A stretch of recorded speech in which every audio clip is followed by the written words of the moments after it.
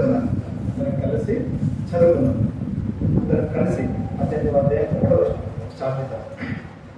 దావీదు సౌలుతో మాట్లాడడం చాలించినప్పుడు యోనాతాను హృదయము దావీదు హృదయంలో కలిసిపోయింది. యోనాతాను దావీదును తనకు ప్రాణ స్నేహితుగా భావించుకొని అతన్ని ప్రేమించి ప్రార్థన.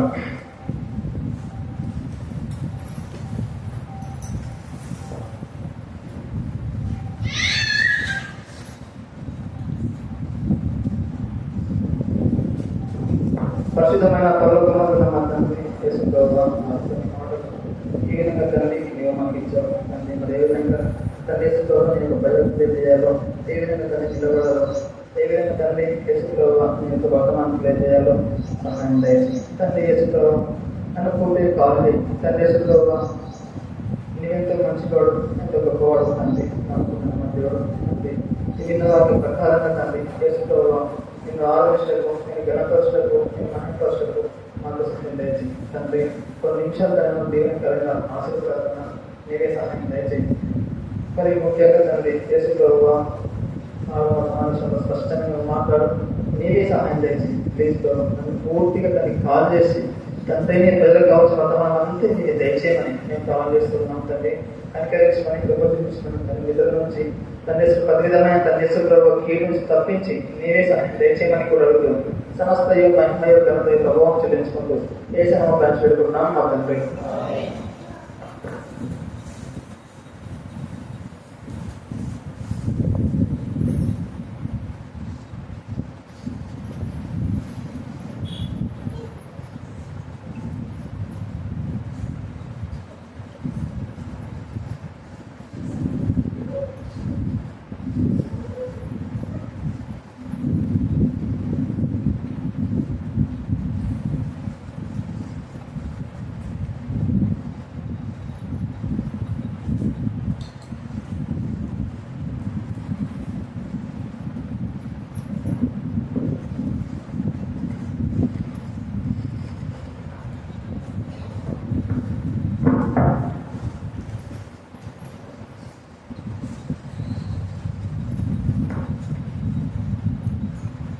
అందరికీ ప్రభు అని యేసుక్రీస్తునామం బట్టి శుభము తెలియజేస్తా ఉన్నాను.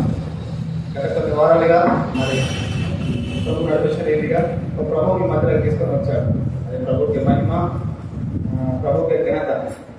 అయితే చూడండి నా సహోదరుడా, ఇంతకాలము దేవుని ఆరాధిస్తూనే ఉన్నాం. ప్రతి ఆదివారం ప్రభుని ఆరాధిస్తూనే ఉన్నాం. ప్రభును ఘనపరుస్తూనే ఉన్నాం. ప్రభును మహిమపరుస్తూనే ఉన్నాం. చూడండి, ఇప్పుడు రాత్రి మన పొద్దున్న అంటే చాలా కష్టం అనిపిస్తుంది. ఎందుకంటే సలిబోవ మనం తినం. ఒకప్పుడు సలిబోవను పొద్దున్న ఉదయం లేవగానే ఉడకనం ఉండక ముందే సలిబోవ తినేవాళ్ళు. ఎందుకంటే సలిబోవ మంచిదని తినేవాళ్ళు. ఇప్పుడు ఏమైందంటే ఈ జనరేషన్కి ఏమైందంటే సలిబోవ తినాలంటే కొంచెం కష్టం అనిపిస్తుంది.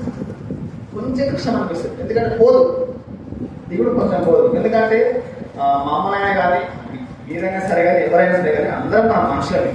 ఆనాటి కాలంలో ఒక 20 సంవత్సరాల క్రితం 30 సంవత్సరాల క్రితం ఏం జరిగిందంటే మొట్టమొదటిగా సలిబోవ రొట్టె తినేవాళ్ళు.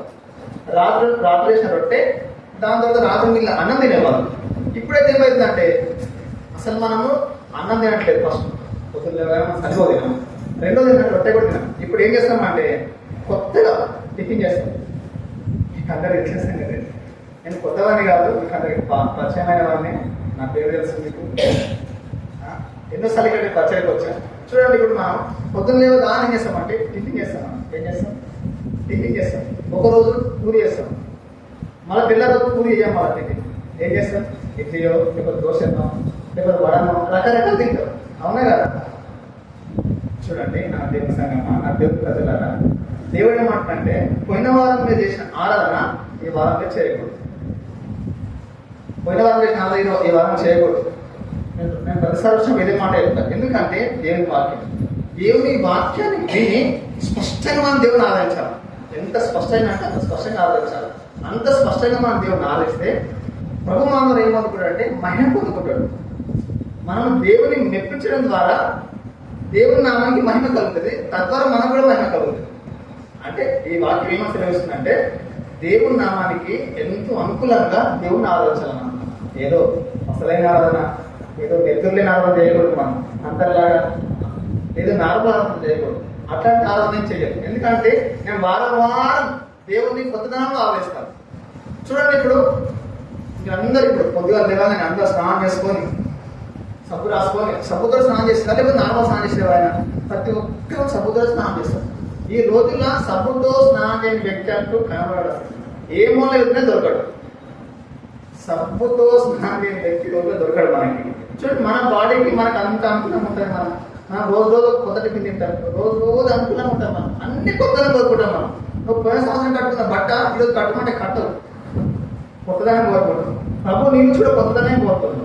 ఈ కొత్తదనం కోరే ముందు ప్రభు ఏమంటాడు, స్పష్టమైన రెండే మాటలు, ప్రభుని ఆలోచన రెండే మాటలు, ఎక్కువసేపు కాదు, నిమిషాల పాటు 10 నిమిషాల పాటు కాదు, కొన్ని మాటలు దేవుడిని మనం వాక్యం విని దాని ప్రకారం అంటే ఆలోచన. అయితే ఈ సమయదర్శన గ్రంథంలో వాక్యాలను నాకు ప్రవచిద్దాం. ఈ సమయదర్శన గ్రంథంలో ఒక భక్తుడు ఉన్నాడు. చూడండి, 18వ అధ్యాయం, 1 సమయదర్శన గ్రంథం 18వ అధ్యాయం చూడండి, చదవ మాట చదువుతారు.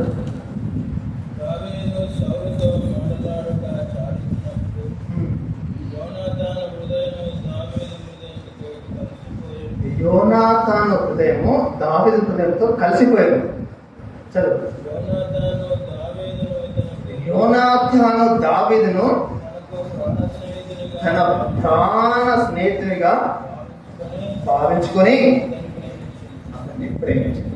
చూడండి, ఇశ్రాయేలు ప్రజలకు మొట్టమొదటి రాజు సౌలు. అయితే ఆనాటి కాలంలో దేవుడు ఏం చేసిందంటే ఇశ్రాయేలు ప్రజలకు అసలు రాజు లేడు. ఎవరు లేడు? రాజు లేడు. ప్రభు మాకు రాజుని ప్రభు, మాకు రాజుని ప్రభు, మాకు రాజుని ప్రభు అంటే దేవుని చిత్తంలో అనుగ్రహింపబడిన వ్యక్తి ఎవరంటే సౌలు. సౌలు ఏం చేసినట్టే దేవుడు ఇశ్రాయేలు రాజుగా చేసాడు. రాజుగా చేసిన తర్వాత ఆ దగ్గర సంగతి మీకు తెలిసి ఉండదు అనుకుంటున్నాను. ఎందుకంటే మరి ఆ తర్వాత గొడ్డాలు వస్తాడు, అదే ఫిలిస్తీన్లు వస్తారు, అదేవిధంగా యుద్ధాలు జరుగుతాయి. ఆ యుద్ధంలో దావీదు విజయం పొందుకుంటాడు. మరి ఇక్కడ జరిగిన సంగతి ఏంటంటే సౌలుకు దావీదు జరిగిన సంగతి ఇదంట. ఈ కథ ఏంటంటే సౌలుకి దావీదుకు జరిగిన సంగతి. అయితే ఈ యొక్క అంశం ఎందుకు వచ్చిందంటే దావీదు మహారాజు ఎంత దేవుని గణపరుస్తుడు అంటే, ఎంత దేవుని మహిమపరుస్తుడు అంటే అది లెక్కింప శక్యం కాదు, అంత దేవుడు గణపరుస్తుడంట. అటువంటి స్థాయిలోకి మనం రావాలని ఆశ, నా ఆశ, నాకుండే ఆశ ఏంటంటే నేను కూడా ఆ విధమైన ఆరాధన దేవుని చెల్లించి దేవుని ఒప్పించాలా. ఏం చేయాలా? దేవుని ఒప్పించాలని నాకు ఆశ ఉంది. అయితే ఈ యొక్క దావీదు, ఈ యొక్క సౌలు మరి యుద్ధం చేసినప్పుడు, మరి యుద్ధం చేసినప్పుడు మరి దావీదు మరి సౌలునేమో మరి వేరే కొలని, మరి దావీదుకేమో మరి 10 కొలని మరి దేవుడు పొగడతా ఉంటారు చెల్లి ఇశ్రాయేలు ప్రజలు పొగిడినప్పుడు అసలు సౌలు పడదన్నమాట. ఏంటి నాకు తక్కువ చేసారు, ఇంత తక్కువ చేసారు, అదేంటి మరి నా తర్వాత వచ్చిన వ్యక్తిని అంతగానో పోగొడుతుంది, నాకు ఇంత తక్కువ చేస్తారంట. వాళ్ళు ఏమైపోయారు? మరి ఆ సౌలు ఏమైపోయాడు? దావీదు మీద బాగా పెంచుకోండు. ఏం పెంచుకోండు?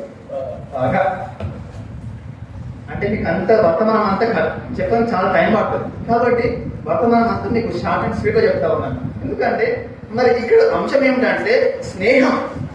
దేవునికి మనుషులతో ఉన్న స్నేహం ఏమిటి? నువ్వు దేవుడితో స్నేహం చేస్తేనే దేవుడిని ఆరాధించగలుగుతావు. దేవుడితో స్నేహం చేయకుండా లోకంతో నువ్వు స్నేహం చేస్తే దేవుని ఆరాధించదు, దేవుడిని ఒప్పించలే కూడా, దేవుడిని గణపరచలే కూడా. ఈ లోక స్నేహము దేవుడితో వైద్యము.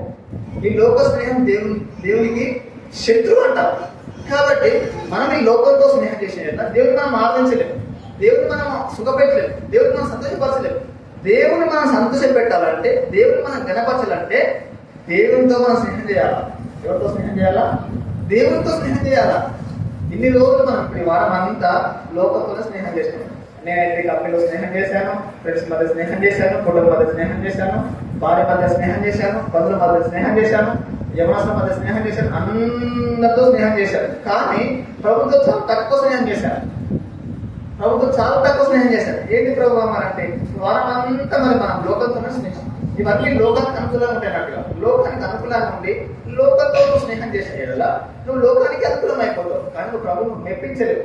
కానీ ప్రభుత్వంలో స్నేహం చేయాలంటే ఈ యొక్క దావీదు లాంటి స్వభావం కలిగి ఉండాలి. దావీదు ఎంత గొప్ప వ్యక్తిగా ఈ బైబిల్లో తీర్చిదిద్దబడ్డాడంటే, అందుకనే దావీదు సంతానంలో వెళ్ళి యేసుక్రీస్తు జన్మించాడు. మత్తయి సువార్త 1వ అధ్యాయంలో ఉంటుంది. యేసుక్రీస్తు జనం లెక్కనగా దావీదు కుమారుని సంతానంలోనే యేసుక్రీస్తు జన్మించాడు. ఎందుకు దావీదు అంతగానో దేవుడు వాడుకుంటే, దావీదు దేవుడు అంతగానో ఎందుకు ప్రేమించినంటే, దావీదు నా హృదయానుసారం ఎందుకు అన్నాడు దేవుడు. దేవునికి అనుకూలమైన వ్యక్తి దావీదు. ఎవరంట?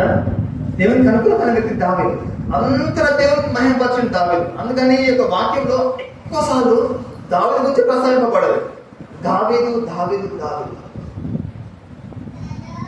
దేవుడి వాక్యం మన ముందుకు వినిపించాలంటే దావీదు లాంటి మనసు మనం కలిగి ఉండాలి. ఎటువంటి మనసు కలిగి ఉండాలా? దావీదు లాంటి మనసు కలిగి ఉండాలా. చూడండి, కీర్తన దశకంలో చూడండి ఎంత గొప్ప దేవుడిని ఆరాధిస్తున్నాడో దావీదు సంతానం.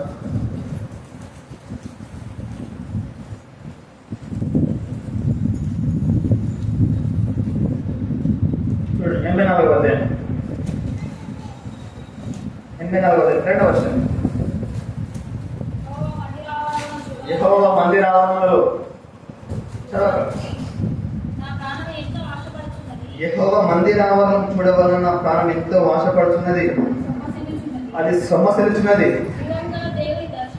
జీవం గల దేవుని దర్శించుటకు నా హృదయమును నా శరీరమును ఆనందంతో కేకలు. చూడండి ఎంత మంచి మాట చూడండి ఈ వాక్యంలో. నా ప్రాణం అంట ఏంటంట? ఆయన ప్రాణం అంట. ప్రాణం అంటే అర్థమైంది రక్తం. ప్రాణం అంటే అర్థమైంది మనిషి యొక్క ఆవిరి, మనిషి యొక్క జీవవాయువు, మనిషి యొక్క ప్రాణవాయువు అని అర్థం ప్రాణం అంటే. చూడండి ఆయన ప్రాణం అంత ఆశపడుతుందంట. చూడండి జీవంలో దేవుని దర్శించలేదంట. దర్శనం చేసుకుంటాం మనం, ప్రతిరోజు దర్శనం చేసుకుంటాం. కొద్దిగా లేవైనా ఫోన్ దర్శనం, కొద్దిగా లేవైనా పిల్లల దర్శనం, కొద్దిగా లేవైనా కుటుంబ దర్శనం, కొద్దిగా లేవైనా పని దర్శనం చేసుకుంటాం. కానీ జీవం గల దేవుని దర్శనం చేసుకున్న వారు ఎవరైనా ఉన్నారా? దేవునికి కావాల్సిన వ్యక్తి ఎవరంటే జీవము గల దేవుని దర్శించుకోవాలంట. ఉదయం లేవగానే దేవుని దర్శించుకోవాలంట. దర్శన భాగ్యం చూసుకోవాలంట. నాకు తెలిసిన ఒక మేడం ఉంది, మా కంపెనీలో పనిచేస్తా ఉంటే మా మేడం ఉంది. ఆమె కంపెనీలో ఎంతమంది దేవుడు ఉన్నావు అంతమందిని దర్శించకూడదు. కంపెనీలో ఎంతమంది దేవుడు ఉన్నారు, ఇక్కడ అక్కడ ఒక దేవుడిని, ఇక్కడ ఒక దేవుడిని, అక్కడ ఒక దేవుడిని, ఇక్కడ ఒక దేవుడిని, ఒక 5 దేవుళ్ళని పెట్టి రాగానే పువ్వు పెట్టి మొక్కి దండం పెట్టి ఇట్లా కనుక్కొని ఏమైందంట వీటి కడికి వస్తుంది. సోమవారం నుంచి శనివారం వరకు కంపెనీలో పనిచేస్తాను. పనిచేసిన దగ్గర ఆ మేడం పొద్దుగా రాగానే టిఫిన్ బ్యాగ్ అక్కడ పెట్టి, ఇంతకుముందు చెప్పినో చెప్పలేదు నాకు గుర్తులేదు, కానీ టిఫిన్ బ్యాగ్ అక్కడ పెట్టి ముందుగా దర్శించుకుంటుందంట. ఏం చేసుకుంటే దర్శనం ప్రభు యేసు క్రీస్తుని దర్శనమందు. చూడండి నా ప్రేక్షకులారా, దేవుని యొక్క దర్శనం మనకు కావాలా? ఎవరి దర్శనం కావాలా మనకు? దేవుని దర్శనం కావాలా మనకి. దేవుని దర్శనం అయితేనే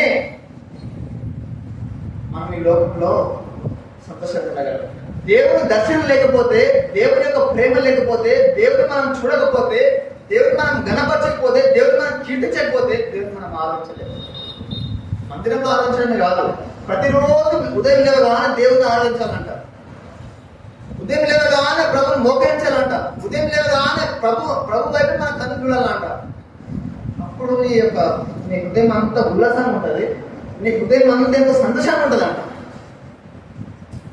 ఈ వారం అంతా ఎక్కడ చూసినాం అసలు, ఎవరు దర్శించుకున్నాం అసలు, ఎటువైపు వెళ్ళినాం అసలు, సంతోషం లేక, సమాధానం లేక, నెమ్మది లేక, ఆనందం లేక, ప్రేమ లేక, ఉత్సాహ గానం లేక, దేవుని కీర్తించలేక, దేవుని మహింపరచలేక లోకమంతా సంపాదించుకొని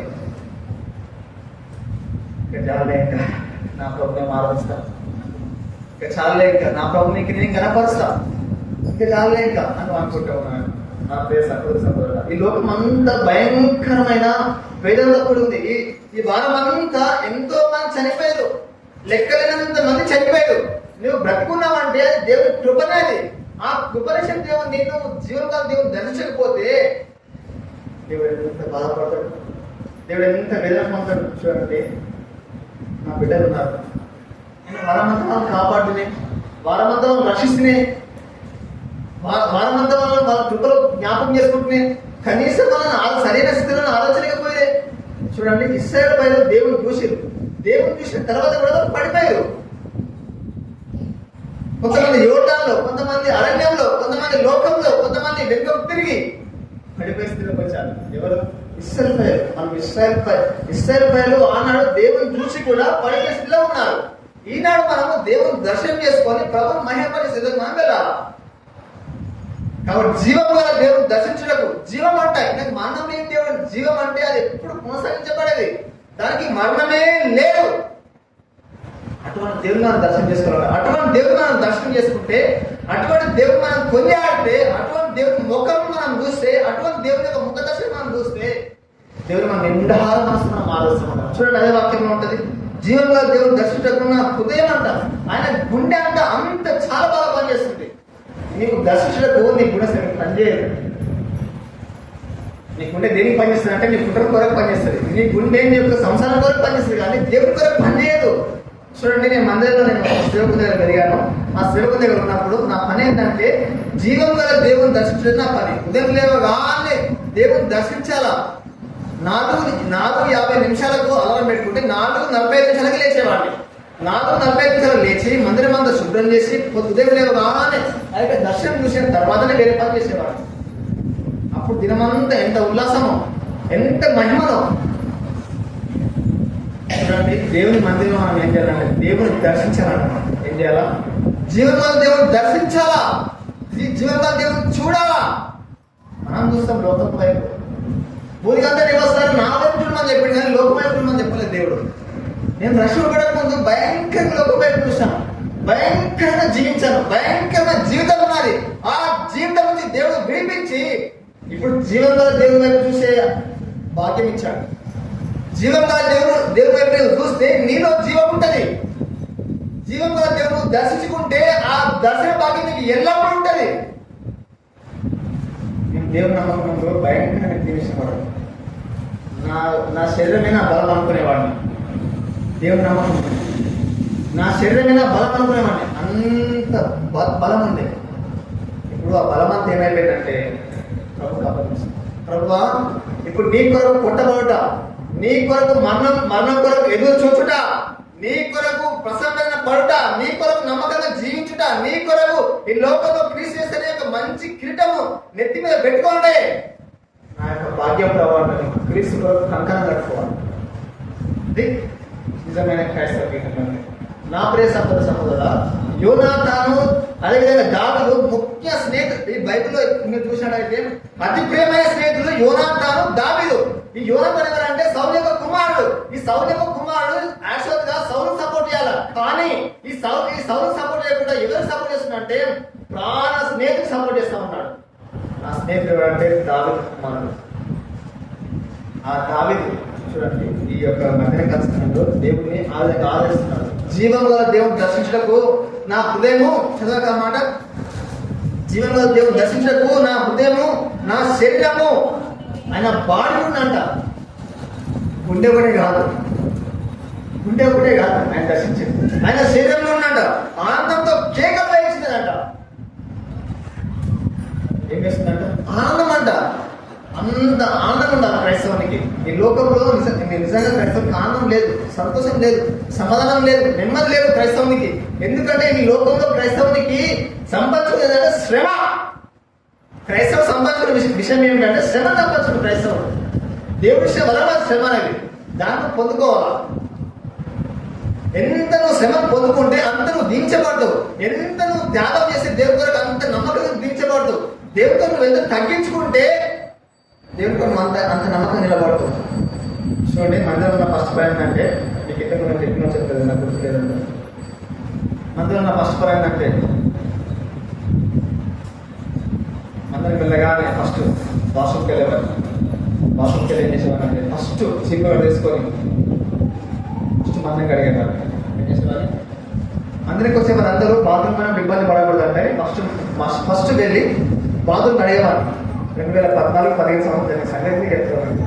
మందిరం వెళ్ళి ఫస్ట్ బాత్రూమ్ కడిగిన తర్వాతనే మందిరకు వచ్చి దేవుని ఆదరించేవారు. ఎందుకంటే మనం ప్రభు విషయంలో అన్ని విషయాలు దేవుని నమ్మకం. ఒక్క విషయంలోనే కాదు. చూడండి, 10వ తరగతి ఎగ్జామ్లో 10వ తరగతి రాసినప్పుడు 6 సబ్జెక్టులు ఉంటాయి. 5 సబ్జెక్టులో పాస్ అయ్యి ఒక్క సబ్జెక్టులో ఫెయిల్ అయితే నువ్వు 10వ తరగతి ఫెయిల్ అయినట్టే. నువ్వు 10వ తరగతి ఫెయిల్ అయినట్టే. నీకు అర్థం కానీ చెప్తావు అన్నమాట. నువ్వు 6 సబ్జెక్టులు రాసి 5 సబ్జెక్టు పాస్ అయ్యి ఒక్క సబ్జెక్టులో ఫెయిల్ అయితే నువ్వు ఫెయిల్ అయినట్టే. నువ్వు 10వ తరగతి ఫెయిల్ అయిన వ్యక్తిగా అంటారు. చూడండి, మన లక్షణం ఉండి, మాట మనసు ఉండి, పాపక్షమాపణ ఉండి, పాపక్షం తీసుకొని అన్ని విషయాలు మనం బాగున్నాం. కానీ దేవుని పని చేయకపోతే నువ్వు ఫెయిల్ అయినట్టే. నీకు ఫెయిల్ అయినట్టే, నువ్వు ఫెయిల్యూరే. దేవుని విషయంలో మనం ముందుంటాము. దావీదు మహారాజు దేవుని విషయంలో ఫస్ట్, దేవుని విషయంలో మొట్టమొదటి స్థానంలో ఎవరైనా ఉన్నారంటే దావీదు మహారాజు. ఈ బైబిల్ మొత్తం మీరు వెతికి చూడండి. మొత్తం సైన్స్ వెళ్ళండి, ఎక్కడైనా వెళ్ళండి, మీరు మొత్తం వెతికి చూడండి. ఈ బైబిల్ 5 times కంప్లీట్ చేసిన ఈ బైబిల్ అంతట్లో దావీదు మహారాజు ప్రభుని ఎంత వెతికినంటే, ఎంత ఆలోచించినంటే, ఎంత గణపరిచినంటే, ఎంత కీర్తించినంటే, దేవుడితో స్నేహం చేసే వ్యక్తిగా ఎదిగిందంటే దావీదు మహారాజు. చాలా మంది ఉన్నారు, కానీ మొట్టమొదటి చాప్టర్ దావీదు మహారాజు వస్తారు. దావీదు మహారాజు అంటే మనసు నీకు కావాలి. ఉదయకాల సమయంలో దావీదు లాంటి మనసు నీకు వస్తే, దావీదు లాంటి హృదయం నీకు వస్తే, దావీదు లాంటి శరీరం నీవు అమర్చుకుంటే, అటువంటి మనస్సాక్షి నువ్వు కలిగి ఉంటే దేవుడు దర్శించుకోవచ్చు, దేవుడు స్నేహం చేయవచ్చు. ఎన్నోసార్లు ఈ వాక్యంలో సౌలు అనే రాజు దావీదు తరుముతా ఉంటాడు. ఈనాడు గొడవనికి ఎన్నో రకాల చంపడానికి ప్రయత్నిస్తూ ఉంటాడు. ఎన్నో రకాలుగా దావీదు మహారాజుని చంపడానికి ప్రయత్నిస్తూ ఉంటాడు. కానీ యోనాతాను మాత్రం ఎన్నో రకాలుగా దావీదుని కాపాడాడు. దానికి గల కారణం ఎవరు అంటే చూడండి, దేవుని నామానికి మన మహిమకరంగా ఉంటే రాజు యొక్క కుమారుడే దావీదుకు ఎంతో సహాయకరంగా ఉంటాడు. యాక్చువల్ గా రాజు యొక్క కుమారుడు ఎవరికి సహాయకరంగా ఉండాలా? రాజుకే ఉండాలా, కానీ స్నేహితునికి ఉంటుంది. అంటే చూడండి, మనం దేవుడితో స్నేహం చేస్తే అంత మేలు ఉంటుందంట. ఈ లోకంతో స్నేహం చేస్తే, ఈ లోకమే నీ స్నేహం అనుకుంటే, ఈ లోకమే నీ జీవితం అనుకుంటే, ఈ లోకమే నా బ్రతకాలనుకుంటే, మన బ్రతకాలనుకుంటే లోకం మనల్ని ఏం చేస్తుందంట? పాడు చేస్తుంది. ఈ లోకం మనం పాడు చేసి కింద నరకాన్ని తీసుకెళ్తాడు. ఆ నరకాన్ని తప్పించడానికే ప్రభువైన యేసుక్రీస్తు మన కొరకు ఈ లోకానికి వచ్చి భయంకరమైన వేదన తెలుసా? ప్రభుది ఎంత వేదన తెలుసా? ఈ భూమి మీద ఎంత వాటర్ తెలుసా? 70% వాటర్ ఉంది ఈ భూమి మీద. అందులో 2% మాత్రం నది వాటర్ ఉంది. మనము ఈ భూమి ఎంత చూస్తూ ఉంటే మనకు అంత మనకి అనిపించదు. కానీ ఈ యొక్క భూమి పైన వాటర్ 70% వాటర్ ఉంది, 30% భూమి ఉంది. ఆ 70%లో 2% నదులున్నాయి. ఆ నదుల నుండి మన కళ్ళు సరిపోవు. అంటే దేవుడు భూమిని, ఆకాశం, సముద్రం, నదులను తయారు చేసిన దేవుడు ఏమంటుంది చెప్పాను మీకు మాట? సమస్యతో ఉంటుంది. నా దాహాన్ని కొద్దిగా నీరివమ్మ, దాహం వేస్తుంది, నాకు కొద్దిగా నీరివమ్మ, నాకు దాహం వేస్తుంది. చూడండి, ప్రభుకి ఇప్పుడు ఆనాడు ఆ యొక్క యాకోబు బావి దగ్గర ప్రభు దాహమైనప్పుడు ఆ ప్రభు ఆకాశం నుంచి ఆ తూములు తెప్పి దాహం తీర్చుకోలేడా? దేవుడు పరీక్ష చేస్తాడంట. ఆనాడు ప్రభు దాహానికి నీరు దొరకలేదు. ప్రభుకు ఆనాడు కూడా ప్రభు యొక్క దాహం తినలేదంట. ఆనాడు జీవజలములు కలిగిన నీరు ప్రభు దగ్గర ఉందంట. ఆనాడు ప్రభువే దాహమే ఉందంట. ఈ ప్రపంచాన్ని నిర్మించిన దేవునికి దాహం తిరగలేదంట. దాహం తీర్చే వ్యక్తి ఎవరు లేరంట. ఆ దాహం తీర్చే వ్యక్తి ఎవరంటే మీరే. ప్రభు దాహం అవుతుందంట. దేవుడిని ఆరాధించనంట. నన్ను ఆరాధించవా, నన్ను గణపరచవా, నన్ను మహిమపరచవా, నన్ను కీర్తించవా, నన్ను పొగడవా, నన్ను పరిశుద్ధుడు నిత్యం ప్రతిగానం చేయవా? ఈ విధంగా దావీదు మహారాజు ఇంత నన్ను ఆరాధించిందయ్యా, నువ్వెందుకు నన్ను ఆరాధించవయ్యా? అసలు నీ ఆరాధన కరువైపోయిందయ్యా, నాకు దాహం అవుతుందయ్యా. ప్రభువుని అడుగుతూ ఉంటాడు. ప్రభుని నుంచి ఆశపడేది ఒక ఆరాధన మాత్రమేనంట. ప్రభు అంతలో దేవుని ఆరాధిస్తే, ప్రభు అంతలో దేవుని గణపరిస్తే, ఎంత మహిమపరిస్తే దేవునికి అంత కీర్తి కలుగుతుంది. ప్రభు యొక్క దాహం తీరుతుంది. ఆ దాహం తీయడం ద్వారా దేవుని నామానికి మహిమ కలుగుతుంది. ఈ లోకంలో నీవు ఎంతో అతిశయంగా ఉంటామంట. ఈ లోకంలో ఎంతో నమ్మకం ఉంటామంట. ఈ లోకంలో ఎంతో ఆశీర్వాదం కలిగి ఉంటాడు. దేవుని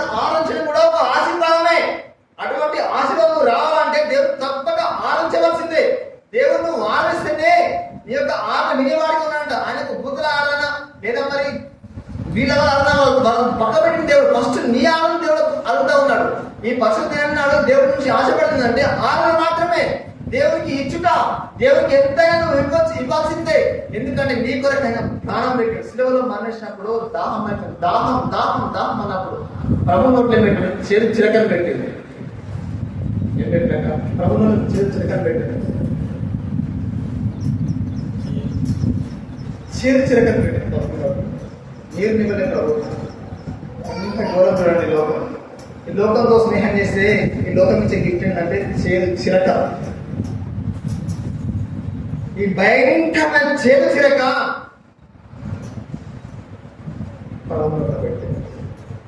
ప్రభు నీ కొరకు ఆ పరం నుండి ఈ భూలోకానికి వచ్చి ఆయన పుట్టినప్పుడు కనీసం అంట సత్రంలో కూడా స్థలం లేదంట.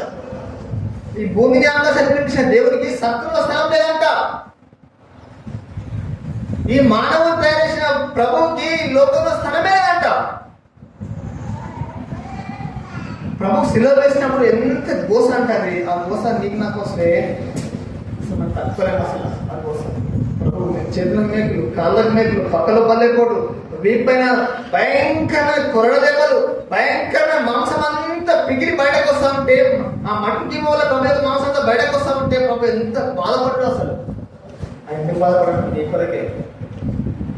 ఎందుకు బాధపడడం ప్రభు? నీ కొరకే, అది మన కొరకే. ప్రభు నీవు నీవు నీవు ఈ లోకంలో సంతోషంగా ఉండాలంటే, ఈ లోకంలో నెమ్మదిగా ఉండాలంటే, ఈ లోకంలో ఆనందంగా ఉండాలంటే ప్రభు పేరు మీద బట్ట ఉండకూడదంట. ప్రభు పేరు మీద బట్ట ఉండకుండా ఆయన మరణం పొందవలసిందంట.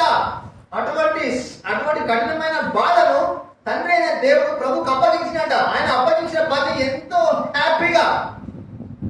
ఈ లోకంలో 5 దానం ఉంటాయి నాకు తెలిసి. నీళ్ళ దానం ఉంటుంది. ఎందుకంటే నీళ్ళు తాగినప్పుడు అందరు ఆగిస్తారు అంటే ఆయన చల్లగా అంటారు, నీళ్ళు తాగినప్పుడు అంటారు. దాని తర్వాత అన్నదానం ఉంటుంది, అన్నం పెట్టినప్పుడు తింటారు. దాని తర్వాత అవయవదానం ఉంటుంది. ఎందుకంటే ఎవరైనా చనిపోయినప్పుడు అవయవం ఇచ్చినప్పుడు ఆయన యొక్క గుండెను లేకపోతే ఆ కాలేమో తీసుకుని బతిమ బాబా అంటారు. 3 దానాలు అయిపోయాయి. 4 దానం ఉంది, రక్తదానం ఉంటుంది. ఆయన రక్తం ఇస్తున్నారు బాబు బతిమ, అవునా కదా? 4 దానాలు చేస్తారు. ఎవరైనా ప్రాణదానం చేస్తారా? 4 దానాలు సింపుల్ చేయొచ్చు. అన్నదానం చేస్తావు, జీవదానం చేస్తావు, రక్తదానం చేస్తావు, అవయదానం చేస్తావు. నాకు ఇప్పుడు నేనున్నా, నా భార్య ఉంది, నా కొడుకున్నారు, నా ఫ్యామిలీ ఉంది. నా కొరకు ఎవరైనా చనిపోతారా? నా కొరకు ఎవరైనా చనిపోతారా? చనిపోరు, అస్సలు చనిపోరు. ఎందుకు చనిపోతారు? చనిపోయిన ఒకవేళ స్వార్థం ఉంటుంది అందులో. ఇప్పుడు ఒక అబ్బాయి ఒక అమ్మాయి కొరకు చనిపోయినా అంటే ఆమె మీద ప్రేమతో పిచ్చితో చనిపోతాడు. కానీ నిజంగా అమ్మాయి చనిపోడే. కానీ ఈ ప్రభు అంటున్నాడు, ఈ ప్రభు ఒక్కరు కూడా చనిపోలేదు. ప్రభు ఈ భూమి మీద దాదాపు 900 కోట్ల మంది ప్రజలు ఉన్నారు. ఆ ప్రజలందరి కొరకు ఏ స్వార్థం లేకుండా చనిపోయిన ప్రభువిన ఏ పాపం మెరుగని యో పావనామూర్తి పాప విమోచకుండా నా పాపముల కొరకు ఈ పాటలు ఉంది. ఎంత బాగా నచ్చిన పాట. ఎవరు కూడా మనకు చనిపోలేదు ఈ లోకంలో. మనకు చనిపోయింది ఎవరంటే ఒక ప్రభువు మాత్రమే అంట. ఆ ప్రభు ఇప్పుడు ఏమంటుంటే నీ నుంచి కోరేది ఆరాధన మాత్రమే. ఆ ప్రభు నుంచి ఆశపడేది ఏంటంటే ఆరాధన మాత్రమే. ఆ ప్రభు నుంచి కోరేది ఏంటంటే అతనితో స్నేహం మాత్రమే. అతనితో స్నేహం చేస్తే, అతనితో జీవిస్తే, అతనితో కలిసిపోతే, అతని శరీరాన్ని, అతని యొక్క మనస్సును, అతని యొక్క హృదయాన్ని నీవు ధరించుకుంటే, యోగాను దావుడు లాంటి స్నేహం కలిగి ఉంటే, దేవునితో అటువంటి స్నేహం కలిగి ఉంటే, అప్పుడు దేవుడు నిండా మనసుతో దేవునితో ఆలోచిస్తామంట. అందుకని జీవం కూడా దేవుని దర్శించకు నా ప్రాణము ఆనందంతో కేకలు పెడుతుందంట. ఆనందం అంట. అంత ఆనందం ఉందంట ప్రభువులో, అంత మహిమ ఉందంట ప్రభువులో, అంత కీర్తి ఉందంట ప్రభువులో. ఇటువంటి ప్రభువును ఆలోచించకుండా నువ్వు ఎట్లా మొగపోతావు? ఇటువంటి ప్రభువును గణపరచకుండా, ఇటువంటి ప్రభువును కీర్తించకుండా నువ్వు ఎట్లా మౌనంగా ఉంటావు? అయితే ప్రభు అంటారు మందరి కాల సమయంలో నీవు నాకు కావాలి, నీవు నాకు కావాలి. మన నేచురల్ ప్రభు దూరమైన వారం, మనం పాపులం, మనం లోకులం, మనం భయంకరమైన జీవితం దీక్షవరమే. అయినప్పుడు ప్రభు ఏమంటున్నా అంటే ఈ ఉదయకాల సమయంలో నీవు నాకు కావాలా, నీ మనసు నాకు కావాలా, నీ హృదయం నాకు కావాలా, నీవే నాకు కావాలా. ప్రభు నిన్ను అడిగేది ఏంటంటే నీ యొక్క మనసు, నీ యొక్క హృదయాన్ని, జీవన గల దేవుడు దర్శించకు నా ప్రాణం ఆనందంతో కేకలు వేస్తున్నాడు. కేకలు వేస్తున్నాడు. దేవుని నమ్మకం కేకలు వేసినాడు. డీజే ముందు దేవుని నమ్మకం కేకలు వేసినాడు. లోకంలో దేవుని నమ్మకం కేకలు వేసినాడు. దోస్తాన్లో దేవుని నమ్మకం కేకలు వేసినాడు. భయంకరంగా జీవించిన లోకమే ఆనందుకున్నాయి. ఇంకా ఇంకెందుకు లేదు, ఇంకా అన్ని ఉన్నాయి కదా. అమ్మ నాన్న ఉన్నారు, తమ్ముడు ఉన్నాడు, చెల్లెలు ఉన్నది, కుటుంబం ఉంది, సంసారం ఉంది, డబ్బు ఉంది, భూమి ఉంది, అంత ఉంది. ఇంకెందుకు లేకున్నాయి ఇంకా. కానీ ప్రభు అన్నాడు, ఈ రోజు నువ్వు మరణమైన నీ స్థితి ఏంటి? ఈ రోజు నువ్వు చనిపోతే నీ స్థితి ఏంటి? నిన్ను సృష్టించిన వారిని మర్చితివా? నువ్వు సృష్టించిన వాడిని ఎవడయ్యా అసలు? నేను కాదా? నా చేతులే కాదు నేను నిర్మించింది, నేనే కాదు నిర్మించింది. నన్ను మాత్రం లోకాన్ని పూజిస్తావా? ఒకవేళ లోకాన్ని పూజిస్తే, లోకంతో నువ్వు స్నేహం చేస్తే నీకో సిద్ధపరచబడి చూడక్కడ అక్కడికి వెళ్తావా? నా దగ్గరికి వస్తావన్నప్పుడు ప్రభు గారు తీర్మానం చేసిన, ప్రభువా నువ్వు నాకు కావాలి, ప్రభువా నువ్వు నాకు కావాలా, ప్రభువా నువ్వు నాకు కావాలా. ప్రభు తీర్మానం చేసుకొని ప్రభు కూడా నమ్మకం జీవించి ఇక ప్రభువే నా జీవితం. పౌలు అంటాడు, క్రీస్తు చాలా లాభం ఉంటాడు. అటువంటి తీర్మానం కలిగి ఉన్నావా అన్న? అటువంటి సాక్ష్యం కలిగి ఉన్నావా? ఎటువంటి సాక్ష్యం కలిగి ఉన్నావు? 20 సంవత్సరాల క్రైస్తవుడవు, 50 సంవత్సరాల క్రైస్తవుడవు, 30 సంవత్సరాల క్రైస్తవుడవు, ఎంతో అనుభవం నీ ముందు, ఎంత ఎక్స్పీరియన్స్ నీ ముందు ఉంది. కనీసం క్రీస్తు కొరకు కొన్ని నిమిషాలైనా, కొన్ని రోజులైనా సిద్ధపడవా? దేవుడు మహిమపరిచే విధంగా నీ రక్తం అంతా చచ్చిపోయింది. అసలు నీకు అంత శక్తి లేకుండా అయిపోయింది. అసలు లోకమంతా సంపాదించుకుంటే ప్రభువుని ఎప్పుడు సంపాదించుకుంటావు? ప్రభువుని సంపాదించుకున్నప్పుడే కదా ప్రభువు నీ ద్వారా మహిమ పొందుకున్నాడు. ప్రభువును మహిమపరచకుండా, ప్రభువును గణపరచకుండా ఈ లోకమంతా సంపాదించుకున్నది వ్యర్థమే. అయ్యో నీవు నేను లోకాన్ని సంపాదించుకున్నావు. సౌలు అంటూ ఉన్నాడు, దావీదు కనబడితే పాపం సౌలు, దావీదు మహారాజు సౌలు కనబడితే పాపం. ఎప్పుడు చంపుతున్నా వెతుకుతా ఉన్నాడు. ఆయన దగ్గర ఉండే వ్యక్తులను, ఆయన దూరం ఉండే వ్యక్తులను కావలి కాస్తూ ఉన్నాడు. ఒకసారి ఈటే పోసినప్పుడు, కొంచెం తప్పించుకున్నప్పుడు, మనం తప్పించినప్పుడు దేవుడు అంటాడు, నువ్వు భయపడకు, నేను నీకు తోడైనాను. నువ్వు భయపడకు అయ్యా దావీదు, నేను నీకు తోడైనాను. ఇసలపై నేను రాజు చేస్తాను, నీ పట్టాభిషేకం చేస్తాను అయ్యా, భయపడకు, నేనున్నాను అంటాడు ప్రభు. చూడండి, దావీదు మహారాజు పూర్తిగా ఎవరిని ఆధారపడినంటే ఒక దేవుని మీద మాత్రమే ఆధారపడ్డాడు. అంత దేవుని మీద ఆధారపడడం ద్వారానే ఈ సౌలు యొక్క కుమారుడు యోనాతాను దేవునికి అంత ప్రేమ ఉండడం ద్వారా ఈ ప్రియమైన వ్యక్తులు వీళ్ళ మధ్య ఏం కలిసిందంటే స్నేహం కలవడం ద్వారా ఈ స్నేహం ఎక్కడ గల కారణమైందంటే జీవనాథ దేవుని దర్శనం గల కారణమైందంట. ఈ జీవనాథ దేవుని దర్శనం ద్వారా ప్రాణం అంతా ఎంత ఉల్లాసం ఉందంట. ఆ ఉల్లాసం ద్వారా దేవుని నామానికి మహిమ కలుగుతుందంట.